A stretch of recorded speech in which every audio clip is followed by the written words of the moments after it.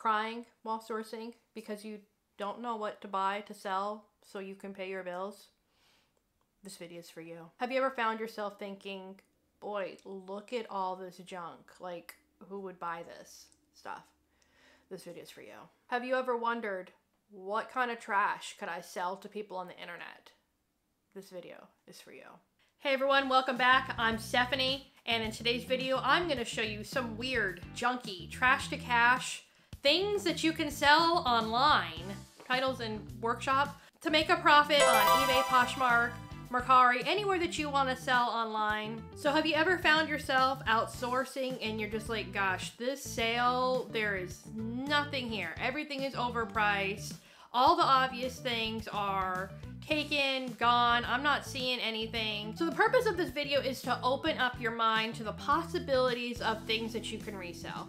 Take the red pill or the blue pill. This video is not necessarily a bolo list, it's just ideas of things that you can get. Now I will show a lot of my personal sales, things that I have sold within the last year. So these are real sales that I'm going to show you on the screen, but you do not need to be looking for certain brand names, for example. So if you follow me on Instagram, you're familiar with a lot of the things that I sell. I get told a lot that I am the most unusual seller, or I really do pick up anything, or I really will sell anything. And yes, that's true. As long as something is not alive, it's not, moving, I will sell it. I am willing to dig to look for things that other resellers are not looking for. So as a result of that digging, I really do find just a lot of odds and ends, just things that you may not have thought of to sell before. And that's what I want to show you today. Okay, so let's go ahead and get on into it. So this video is going to be 10 different categories of things that you can look for to sell. There's going to be several different examples into each category. So make sure you're watching your screen so you can see the different sales that I have made. So let's go ahead and get started. Number one is craft items. These can be things like yarn, thread, craft kits, things like that. So you might just see like a skein of yarn or a ball of yarn or something like that. As long as it has the outer wrapper on it, has all the information you need right on there to look it up. To me, it doesn't even matter what the fabric content is. It can be acrylic, it can be wool, it can be alpaca, it doesn't matter. The key thing is that it's discontinued. So if you have, grandma or auntie that's making a blanket or a project and they have run out of their particular yarn, they need to go somewhere to find it. And eBay or Mercari, wherever, is probably the good spot to find it. Now in the yarn, I really do like to sell them in sets of 2 or more. I have sold individual balls of yarn before, around $10 a piece, sometimes even more, up to $20 or so. Now something else to look out for is threads. This is something new to me, so I haven't really sold that much, but I have sold these metallic threads that go to certain crafting kits, and those have gone around for like $60, $70, $80, something like that. So definitely keep an eye out for unusual threads. Also look out for crafting kits, like cross-stitch kits, crewel kits, stuff like that. Stocking kits are almost always a good bolo, and do not wait to post these things for around the holidays. You can post these things any time of the year. So have you ever wondered what it's like to have a chop house? A legal chop house? We're gonna sell parts. That's what this next bolo is. It is parts to things that people want to fix their things they already have. Title and workshop. But this can be parts to anything. Blenders, coffee makers, vacuums, things like that. Things that are generally easy to disassemble. I usually don't, get out the screwdriver too much, but things like Ninja coffee makers or blenders, Dyson vacuums, those are easy to take apart. So I started selling parts because I was getting items that were not working, but then I soon discovered that even on working items, I can often get a lot more money total for that item if I part it out. Okay, for example, on a blender, you can take off the lid, you can sell the pitcher separately, you can sell the motor separately. So when you were trying to figure out if it's worth selling it together or separately, what I do is I'll go through eBay solds and then look at all the parts that I have. So going back to that blender example, how much does that pitcher lid go for? How much does the pitcher go for? How much does the base go for? And I'll put that into a Google Sheets or you can use Excel, whatever you want to use, and I'll put the amount next to each of it. Oh, I can get $30 for the lid, I can get $30 for the pitcher, I can get $20 for the base. And it's like, okay, well, what's that add up to? And then how much is the item worth total if I sold it together? I hope that makes sense. Also, another benefit to selling items for parts is it's so much easier to ship, let's say, a lid and then a pitcher separately than to try to box up that entire item. Like, for example, going back to that blender, a blender, you're going to need a sizable box and it's going to be pretty heavy to ship and everything. And then you're going to hope it doesn't break on the way there too, right? So that is a benefit of parting things out. Vacuum parts are another good thing to look for. You could sell hoses, the attachments, roller bars, and anything. Again, look up the individual parts. Often you can also find schematics or the manuals to these things. Like if you're not familiar with what something is called, look it up. Type in Dyson DC07 manual and then see what each of those individual parts are called, what their item number is. Stuff like that will really help sell your items. I've also had a lot of luck selling Ninja coffee makers because those often have a lot of parts. Like you can sell the water reservoir, you could sell the coffee carafe if there is one to that. That's just a few ideas there for you. Okay, and here is a quick note on selling items for parts.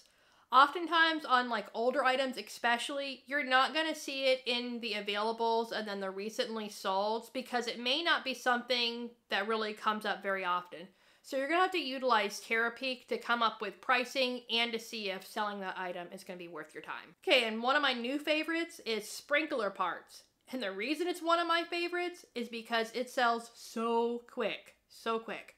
So these could be the sprinkler control panels, the individual units you put into the ground, the little computer modules, the cords, everything like that. So once again, on the sprinklers, often what I'll do is I'll part them out. So let's say you get a sprinkler control box. Often on the inside, you can open it up and there'll be individual modules on the inside that you can easily take out. And usually I sell those separately. They usually go for $30 to $50. And then I'll sell the sprinkler control box itself. And then I'll sell the cord, the adapter, the power portion separately. And that I have found makes the most money. And again, makes it easier to list and ship. Okay, and speaking of getting wet, our next one is going to be something I haven't found very often. Most estate sales, I think, throw these items away, and most thrift stores don't sell them, but it's going to be used underwear, typically used granny panties, satin underwears. I've only found these a handful of times, and the larger sizes, the better. I think you're getting my drift. So a note about selling the used underwear, you cannot sell these on Mercari at all. They don't want to have that kind of OnlyFans business on their website, I guess. On eBay, you can list the used underwears into the vintage category, and you can also sell them on Poshmark too. I personally wouldn't list them on Facebook Marketplace because I don't need that kind of, messages in my inbox. And this is kind of like a bonus thing within this category is vintage socks. I just sold a package of vintage tube socks, and, I could be the same kind of idea. I don't know, but I kind of suspect that the things like socks, they're just made differently than they used to be. The elastic is probably different. The shape might be different. People just get hooked on whatever they like. So I don't know. I really don't want to read too much into the vintage tube socks things or underwear. We're gonna move it on. Okay, here's an idea for you, but you need to be very comfortable with shipping breakable items, and that is light bulbs. Specifically, styles that aren't sold anymore, halogen light bulbs, things like that. So far, I've only sold ones that are sealed in their package, and I can see that they haven't been taken out of the little cardboard sleeve and possibly used or something like that. Because, a lot of times some people unscrew the light bulb and then they'll put it back in the package with the intent to throw it away later. I want to make sure I don't get any of those.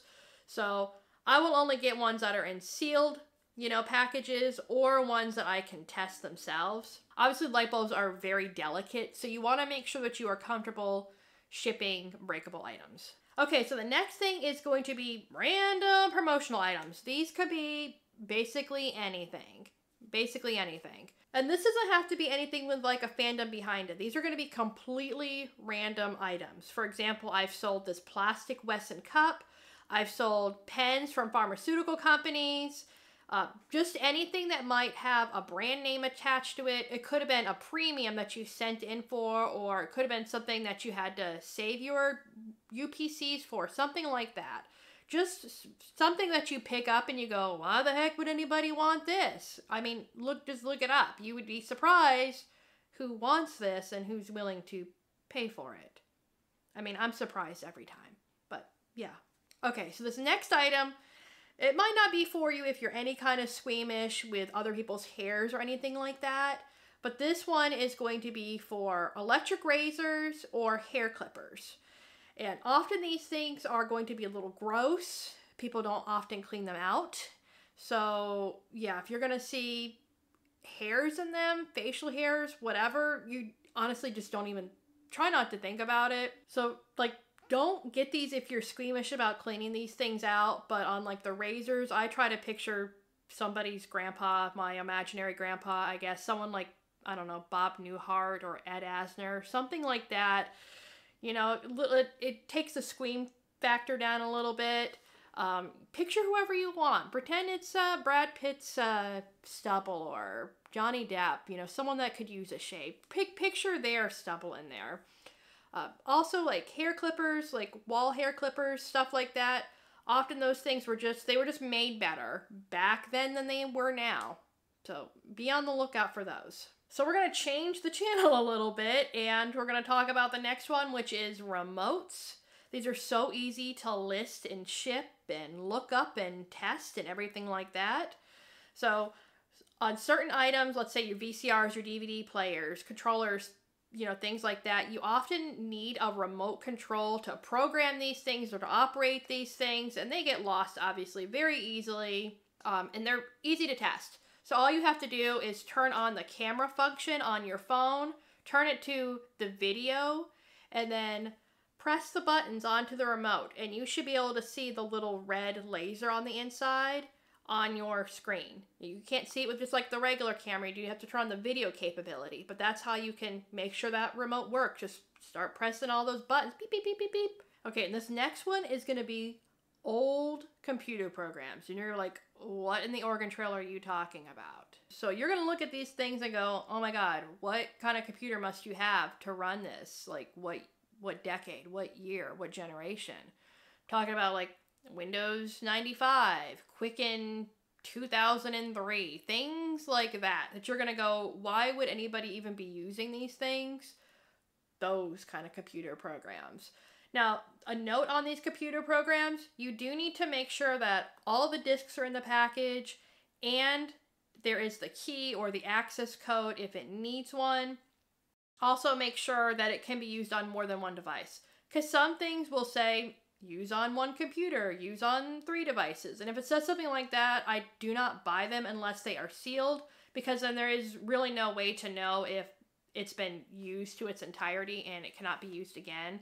And obviously you don't want to get a return request for something a customer can't use. All right, and to clean up this list, my final item is actually a name brand. I know I said I wasn't really going to give too many name brands, but this is specifically for Rubbermaid Items, vintage Rubbermaid Items. So nothing current, vintage Rubbermaid Items. So I recently went to an estate sale that actually had a fair amount of Rubbermaid items. I sold a dustpan, some of the sink strainer mats, a little bowl that goes on the side of the sink to strain things. In the past, I've also sold laundry baskets, laundry hampers, little utensil trays that you can put in the drawer. Certain colors of those are valuable, usually like the pink and sometimes the blue, not necessarily white or almond or anything like that, but the unusual ones. So these are pretty easy to look up because on the back of them, they will have a number. It'll say like Rubbermaid 7036, Rubbermaid 7022. So often, just like the Tupperware, it's going to have a model number on the back, so you can easily look that item up. All right, so that's 10 unusual kind of items that you can sell on eBay. Let me know if you've sold any of these items before. Let me know what you have sold in the past that someone else might consider unusual. So I am going to be making another one of these videos focusing on kids items, toys, things like that. So please stay tuned. If you're not already, please subscribe to my channel and follow me on Instagram. I do have lots of other reselling videos. So if you haven't already, please check those out. And I'll see you next time. Bye!